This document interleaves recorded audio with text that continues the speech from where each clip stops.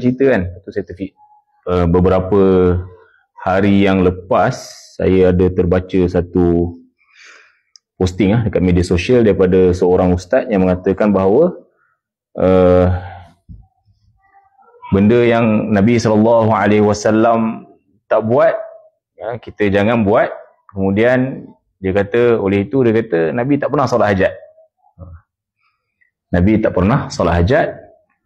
Kemudian dia pun bawa dalil lah, ayat pertama daripada surah Al-Hujurat, ya ayyuhalladzina amanu la tuqaddimu baina yadayillahi wa rasulihi wattaqullah. Wahai orang-orang yang beriman, janganlah kalian mendahului Allah dan Rasul, dan bertakwalah kepada Allah Subhanahu Wa Taala. Jadi seolah-olah macam daripada hujahnya bahawa solat hajat ni tidak disyariatkan, dan sesiapa yang solat hajat bermakna bahawa dia telah membuat sesuatu tanpa hujah daripada Allah dan daripada Rasul. Tapi poin dia kata Nabi tak buat, jangan buat. So itu satu perbincangan yang agak complicated dalam usul fiqh. Jadi sama ada atar bila Nabi SAW tak buat, so adakah bermakna bahawa benda tu memang bila Nabi SAW tak buat, so adakah makna boleh ke tak boleh ke, itu perbincangan detail. Tapi hari ini nak sentuh satu isu, iaitu berkenaan dengan pensyariatan solat hajat. Jadi dalil yang disebut oleh ustaz tu lah bahawa tak ada, there is no such thing as solat hajat. Jadi funny thing, satu benda lah yang menarik lah, tak kata funny pun tak agak, cuma pelik. Saya pada pada tahun lepas ataupun pada awal tahun itu, saya ada check lah dekat website, dekat laman sesawang internet, berkenaan dengan apakah pandangan seorang syekh daripada Saudi ini berkenaan dengan solat hajat. Jadi dia pun kata solat hajat ni tidak masyru', tak ada, no such thing, la tusyra', dia kata tidak disyariatkan solat hajat. Kemudian saya pun terfikir, okey, apa pula tafsiran dia dalam website itu? Apakah tafsirannya mengenai ayat Al-Quran surah Al-Baqarah, ya ayyuhalladzina amanu ista'inu bis-sabri was-salah. Wahai orang-orang beriman, bila kamu nak minta tolong, kan, ista'inu, ya ayyuhalladzina amanu, wahai orang yang beriman, mintalah bantuan Allah dengan cara sabar dan dengan cara solat. Jadi apa yang ditafsirkan berkenaan dengan solat? Jadi syekh yang sama yang kata solat hajat ni tidak disyariatkan, dia kata hiya ala zahiriha. Ayat ni adalah seperti yang zahir. So bila awak nak sesuatu, solatlah dan mintalah kepada Allah Subhanahu Wa Taala. Jadi saya rasa macam ni apa cerita dia kan. Mula-mula kamu kata solat hajat tak masyru', tapi lepas tu kamu kata kalau nak apa-apa, solatlah dulu, minta daripada Allah Subhanahu Wa Taala. Kan? Jadi apa yang dipertikaikan sebenarnya, pensyariatan solat ke ataupun penjenamaan solat? Apa pun, jumhur ulama mengatakan bahawa solat hajat ini adalah satu solat yang masyru', iaitu disyariatkan dan dibenarkan dalam agama. Bahkan sangat-sangat digalakkan apabila seseorang itu nak minta sesuatu daripada Allah Ta'ala lalu diiringi dengan solat. Anyway, so ini nak bincang mengenai pensyariatan saja. So apakah hujah-hujah yang diambil oleh ulama mengenai keharusan solat hajat? So yang pertama, Allah Subhanahu Wa Taala sendiri berfirman, ya ayyuhalladzina amanu ista'inu bis-sabri was-salah. Wahai orang-orang yang beriman, mintalah bantuan daripada Allah Subhanahu Wa Taala dengan cara sabar dan dengan cara solat. Jadi solat ni boleh jadi doa, solat boleh jadi solat. Jadi oleh kerana ayat ini ataupun perkataan solat ni dia merangkumi semua makna, dan tak ada masalah kalau kita nak ambil semua makna dalam masa yang sama. So nak minta apa-apa, doa kepada Allah Ta'ala. Nak minta apa-apa, solatlah dan mintalah kepada Allah Subhanahu Wa Taala. Yang keduanya, hajat ni maksudnya sesuatu yang kita perlu ataupun sesuatu yang kita nak. Sama ada kita perlukan sesuatu, kita panggil hajat, dan bila kita nak pun kita panggil hajat juga. Macam dalam hadis riwayat Bukhari yang mana Anas radhiyallahu anhu berkata, seorang wanita datang kepada Rasulullah sallallahu alaihi wasallam dan dia kata, ya Rasulullah, alaka bi hajah. Ya Rasulullah, tuan berkenan tak kat saya? Nak tak kahwin dengan saya? So hajah kat sini maksudnya nak tak kahwin dengan saya. Jadi Maknanya perkataan hajat ni boleh jadi maksud sesuatu yang kita perlu, boleh jadi juga maksudnya sesuatu yang kita nak. Bila kita cerita mengenai keperluan dan kehendak kita ni, keinginan kita ni, dia umum. Ada yang kehendak dan keperluan yang berbentuk duniawi, ada kehendak dan keperluan yang berbentuk ukhrawi, kan? Ada yang berbentuk dini, keagamaan. Kan? Jadi kalau kita tengok, kan, hajat kita ni, keperluan dan kehendak kita ni memang banyak. Ya? Banyak jenis. Ada yang spesifik, ada yang umum. Dan dalam hadis-hadis Nabi SAW, ada beberapa hajat yang spesifik yang Rasulullah SAW sarankan untuk kita solat dulu. Ya, sebelum kita berdoa kepada Allah Subhanahu Wa Taala. Jadi antaranya istikharah. Dalam Bukhari ada sebut bila orang tu dia nak minta pedoman daripada Allah Subhanahu Wa Taala, maka baginda SAW kata apa dia? Solat 2 rakaat selain daripada solat fardu. Kemudian barulah doa dengan doa istikharah yang masyhur. Jadi istikharah ni apa dia? Istikharah ni ialah bila satu urusan, bila kita menghadapi sesuatu perkara, satu urusan yang kita pun tak pasti sama ada patut ke tak patut kita buat. So kita berhajat kepada jawapan. Kita berhajat kepada jawapan. Jadi sama ada kita nak tinggal ke nak buat. Jadi kita nak Allah Ta'ala guide kita sama ada kita buat ke tak buat benda tu. Jadi istikharah ini adalah sejenis hajat. Dan dalam istikharah disyariatkan solat. Ini satu. Ni yang pertama. So menunjukkan bahawa at least ada juga spesifik, hajat yang spesifik yang kita disyariatkan untuk solat. Yang kedua, berkenaan dengan solat taubat. Ini yang kedua. Dalam hadis dia kata bahawa siapa-siapa yang buat satu dosa lalu nak bertaubat, maka solatlah 2 rakaat dan minta ampun ke Allah Subhanahu Wa Taala. Jadi solat taubat ni masyru'. Dan taubat ni, penerimaan taubat itu adalah satu hajat. Kita berhajat supaya Allah Ta'ala mengampunkan kita, merahmati kita dan menerima taubat kita. Ini satu hajat. Jadi apakah cara untuk kita nak memenuhkan hajat kita ni? Dengan cara solat. Ini yang kedua. Yang ketiga, Nabi SAW dilaporkan bahawa anna Rasulullah SAW idza hazabahu amrun shalla. Nabi SAW ni bila baginda menghadapi satu perkara yang tidak menyenangkan baginda ataupun benda yang mengusutkan baginda, baginda akan solat. So baginda solat lah. Jadi bila kita tengok dalam syarah-syarah maksudnya apa dia? Maknanya dengan solat itu baginda SAW mendapat ketenangan. Ini menunjukkan bahawa baginda solat itu untuk mendapat ketenangan. Baginda berhajat kepada ketenangan, lalu baginda SAW pun menunaikan solat. So ini antara dalil-dalil yang kita boleh ambil ataupun hadis dan juga ayat Quran yang kita boleh ambil yang menunjukkan bahawa adanya solat untuk hajat-hajat yang tertentu. So because of which kita belajar dalam agama ni, dia bukannya Quran dengan sunnah je dalil. Qiyas pun dalil ke?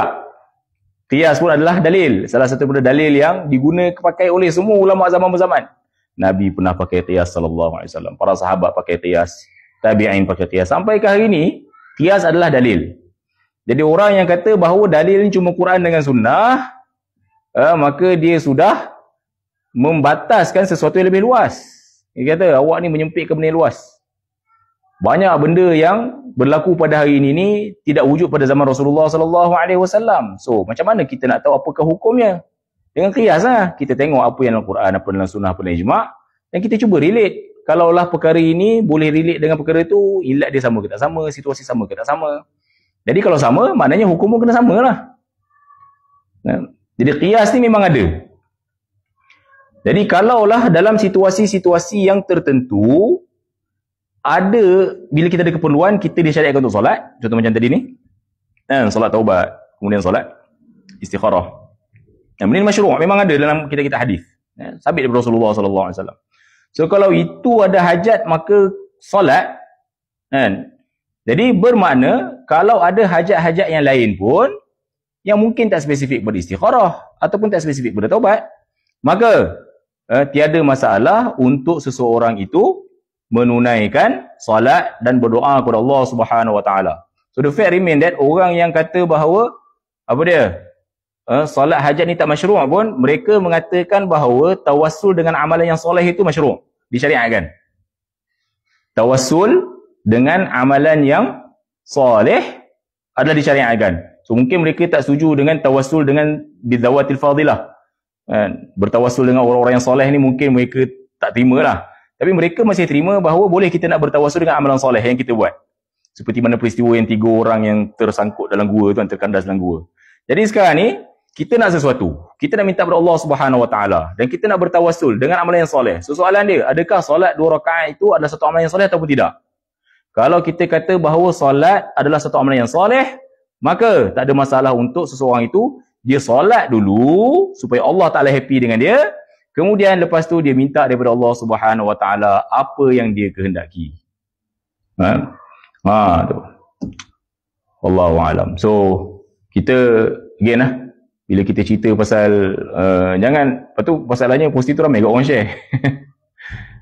La tuqaddimu baina yadayillahi wa rasulihi wattaqullah. Itu ayat tu sebenarnya cerita pasal peristiwa lain. Cerita pasal Sayyidina Abu Bakar dengan Sayyidina Umar radhiyallahu anhuma kan orang kata berdebat berselisih daripada Rasulullah sallallahu alaihi wasallam dalam nak menentukan siapa yang patut jadi ketua delegasi.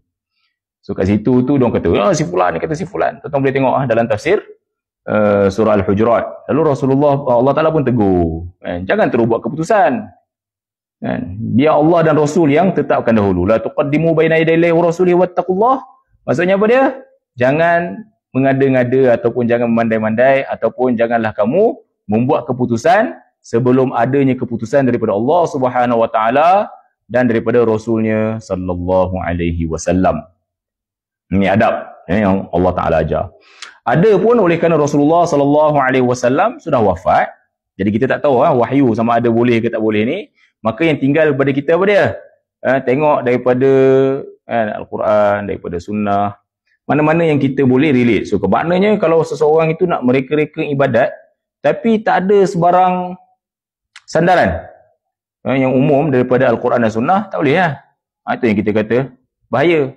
Tapi kalau ada sandaran, then kalau seorang tu sudah mencapai tahap mujtahid dan pada pandangan dia ada dia punya asas untuk nak kata bahawa ini disyariatkan, ini baik, ini tak baik dan sebagainya, maka boleh, tak ada sebarang masalah, dengan syarat orang tu mestilah alim yang muktabar, yang tahu selok-belok apa dia, bukan sekadar tahu nas tapi tahu macam mana nak menganalisa nas. Hafal nas saja tak cukup awak mesti tahu macam mana nak bedah nas tu untuk nak istinbat dan istidlal. Macam mana kita nak tengok. Kalau orang tu dia tahu analisa je tapi tak tahu nas pun susah agak. So dia kena ada dua lah. So you have to have, dia kena ada ni, hifzun nusus dan kena ada fahmun nusus. Di samping awak kena hafal dalil, awak juga kena faham dalil. So kalau faham dalil tapi tak hafal dalil, susah lah. Nak ambil daripada mana? Kalau orang tu dia hafal dalil tapi tak faham dalil pun susah juga. Jadi dulu ni kena ada hafal dan faham dalil, barulah seseorang itu layak untuk nak memberi pandangan. Allahu a'lam. So inilah sedikit sebanyak berkenaan dengan apa nama ni, perihal mengenai solat hajat. So in the end, pendek kata, solat hajat masyru' kerana apa? Berdasarkan firman Allah Subhanahu Wa Taala, ya ayyuhalladzina amanu ista'inu bis-sabri was-salah. Yang kedua, kerana apa nama ni, kita kiaskan daripada istikharah, daripada solat sunat taubah. Dan adalah riwayat dalam Ibnu Majah sendiri yang mengatakan bahawa memang ada pun.